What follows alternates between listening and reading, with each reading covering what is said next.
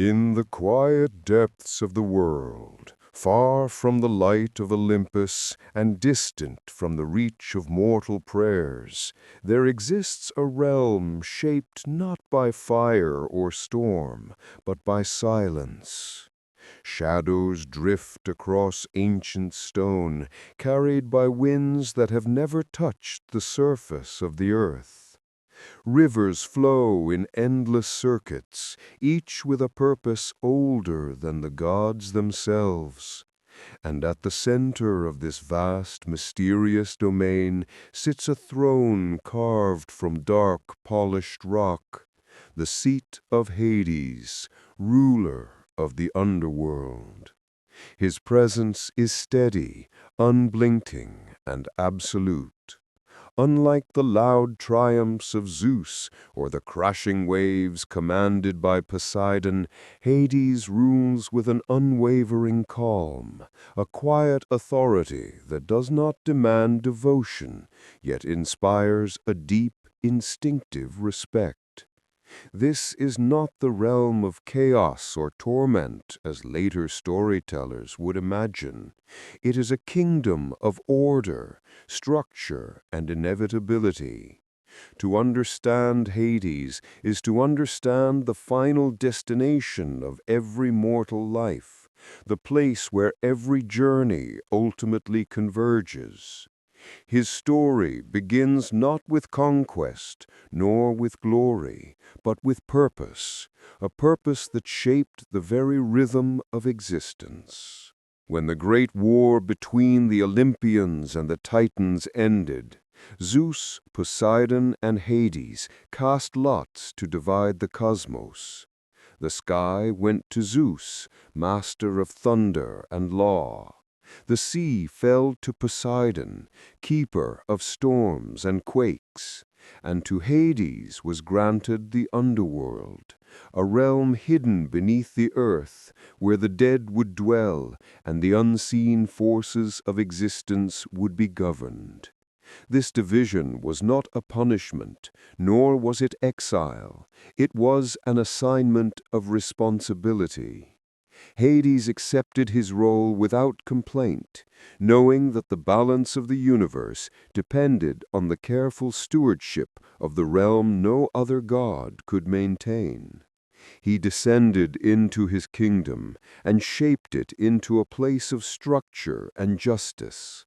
At its borders lay the river Styx, a divider between the living and the dead, ferried by the silent, watchful Chiron. Those who carried the proper coin crossed safely. Those who did not wandered the misty shores, trapped between realms.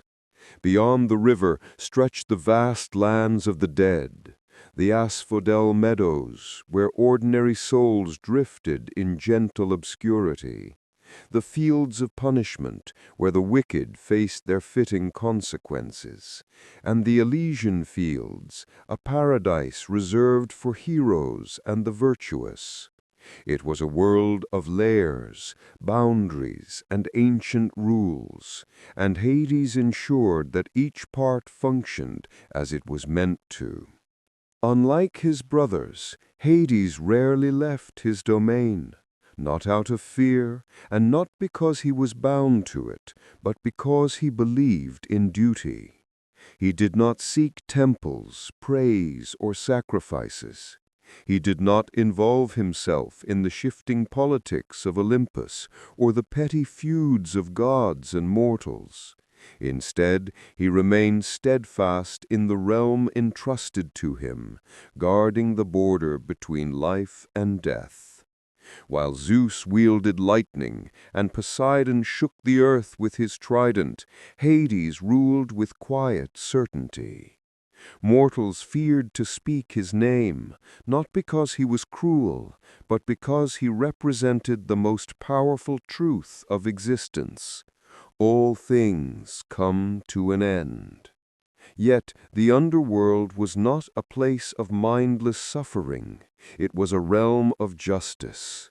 Souls were not punished without cause, nor rewarded without course. Hades judged no one. That task belonged to the three judges of the dead, but he upheld the decisions made within his realm. In this way, he was less a tyrant and more a custodian, guarding the balance that allowed life above to flourish. The most well-known story involving Hades revolves around Persephone, daughter of Demeter. One day, as she wandered through a field of flowers, the earth opened beneath her feet, and Hades emerged in his chariot, drawn by immortal horses. He took Persephone to the Underworld, where she became his queen. In her absence, Demeter's grief cast the world into darkness, crops failed, and mortals suffered. Eventually, Zeus intervened, and an agreement was reached. Persephone would spend part of the year with Demeter and part with Hades. Thus, the cycle of the seasons was born. Growth and warmth when Persephone walked the earth, cold and stillness when she returned to the underworld. This story portrays Hades not as a villain, but as a god capable of companionship, affection, and devotion.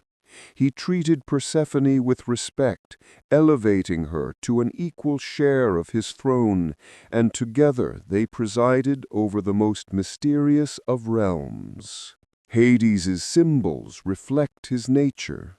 His helm of invisibility allowed him to move unseen, not to deceive, but to remain unobtrusive. Cerberus, the three-headed guardian, stood at the gates to ensure no living soul entered without permission, and no dead soul escaped its destined place. The pomegranate, tied forever to Persephone's bond with the underworld, represented the unbreakable connection between life and death. Every object associated with Hades speaks not of cruelty, but of the immutable laws of existence. In ancient Greek belief, he was not the god of death, that role belonged to Thanatos, but the god of what lies beyond it. This distinction is crucial. Death ends life, but Hades preserves what remains. His kingdom is the final chapter of every mortal story, a quiet land where memory, consequence, and destiny intertwine. Despite centuries of misunderstandings, Hades stands as one of the most balanced and just gods in Greek mythology. He does not punish without cause, nor does he interfere without reason. He is constant, patient, and unshakably loyal to his role. While Zeus commands the heavens and Poseidon roams the seas, Hades sits in the quiet heart of the world, ensuring that the cycle of existence continues without interruption. He is not a god to fear, but a god to respect. For in his realm, every life finds meaning, every action finds consequence, and every soul finds its place. And so our journey into the underworld reaches its end.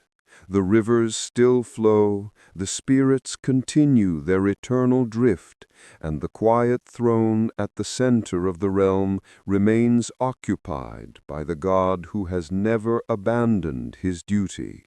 Hades endures, timeless and unwavering, a reminder that the world is shaped not only by thunder or storm, but by silence, order, and the truths no one can escape.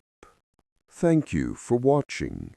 If you enjoyed this exploration into ancient mythology, consider liking this video and subscribing to the channel for more cinematic journeys into the legends of the ancient world. Your support helps bring these stories to life, and I hope to see you again in the next chapter.